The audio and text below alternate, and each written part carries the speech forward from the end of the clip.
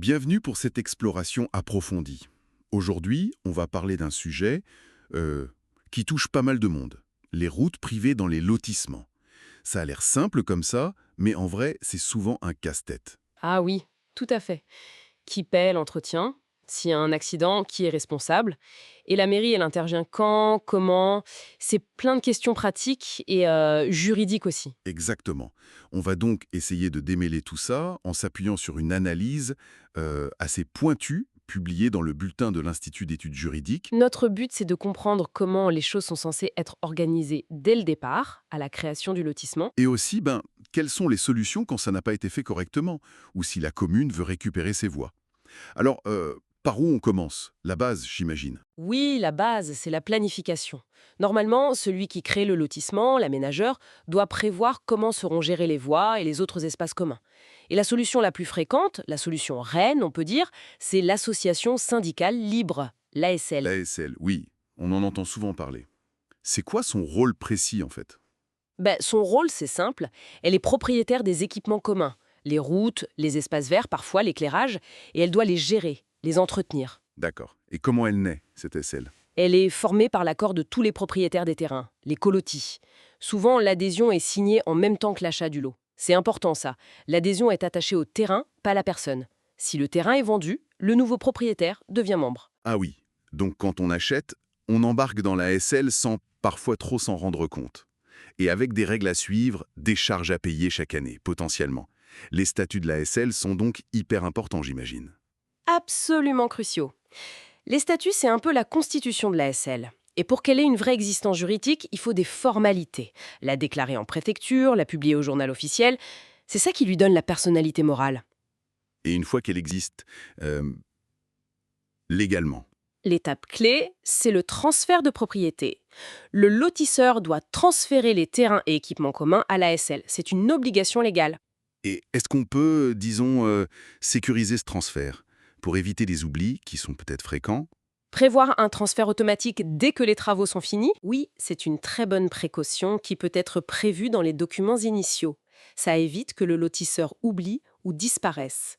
Mais attention, même si c'est prévu comme automatique, il faudra quand même un acte officiel pour la publicité foncière. La publicité foncière. Oui, pour que ce soit enregistré officiellement et que tout le monde sache que c'est l'ASL la propriétaire.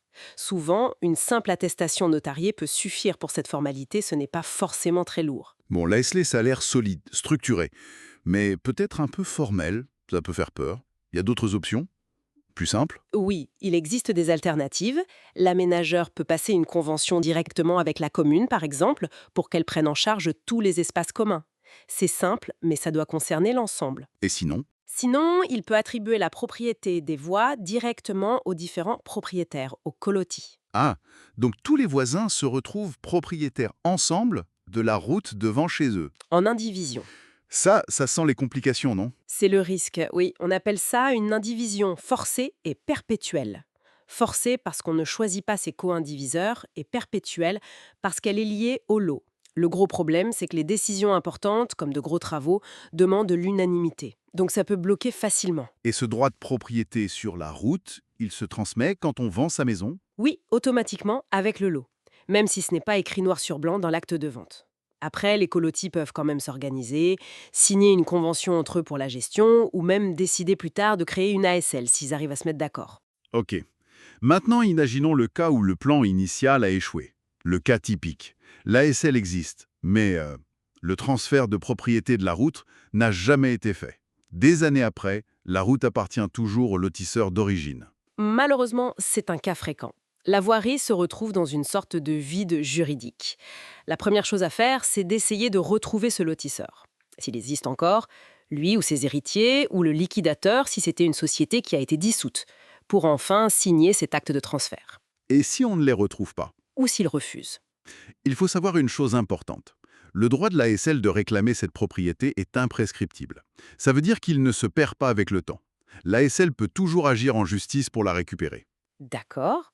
Et s'il est vraiment impossible de faire le transfert? Par exemple, le lotisseur est introuvable depuis des lustres. Alors, il reste une autre quête carte, la prescription acquisitive. C'est un mécanisme juridique qui dit que si quelqu'un ici, l'ASL ou les colotis en indivision, s'est comporté comme le vrai propriétaire pendant longtemps, C'est-à-dire? c'est-à-dire qu'ils ont entretenu la voie, l'ont utilisée publiquement, de façon continue, paisible, sans que personne ne conteste sérieusement, et ce pendant 30 ans, eh bien, ils peuvent demander à être reconnus officiellement comme propriétaires, même sans avoir eu l'acte de transfert initial. 30 ans, quand même. Bon, changeons de point de vue. Maintenant, c'est la commune qui aimerait bien récupérer cette voie privée. Pourquoi elle voudrait faire ça? La raison principale, c'est quand cette voie privée est, en pratique, ouverte à la circulation de tout le monde. Même si elle n'est pas propriétaire, la commune a des obligations de police et de sécurité routière sur cette voie. Ah bon? Même si c'est privé. Oui, si un accident arrive à cause d'un défaut d'entretien ou de signalisation, la responsabilité de la commune peut être engagée. Donc pour elle, devenir propriétaire, c'est clarifier les choses et mieux maîtriser la situation. Logique. Et comment elle s'y prend, la commune? C'est juste une décision du maire? Non, c'est plus encadré. Il y a une procédure spécifique dans le Code de l'urbanisme, l'article L318-3. Ça permet le transfert dans le domaine public communal, mais il faut une enquête publique pour vérifier l'intérêt général. Et les propriétaires dans tout ça? Ils ont leur mot à dire? Ah oui, et c'est un point crucial. Pour que ce transfert se fasse simplement, il faut le consentement des propriétaires ou de l'ASL, si c'est elle la propriétaire, à renoncer à l'usage purement privé de la voie. Si un seul propriétaire refuse, Un seul. Ça suffit à bloquer? ça suffit à bloquer la procédure simple. Dans ce cas, la commune peut encore obtenir le transfert, mais il faudra un arrêté du préfet après avis du conseil municipal. C'est un peu plus lourd. Et pour les propriétaires, quel est l'avantage d'accepter? L'avantage principal, c'est que le transfert est gratuit. Et surtout, il se débarrasse de toutes les obligations et des frais d'entretien futurs. C'est la commune qui prend le relais. D'accord. Et si cette procédure L 318.3 ne marche pas, ou si la voie n'est pas ouverte au public, la commune a d'autres moyens? Oui, elle peut toujours essayer d'acheter la voie à l'amiable. Ou, si l'utilité publique est démontrée, elle peut utiliser l'expropriation.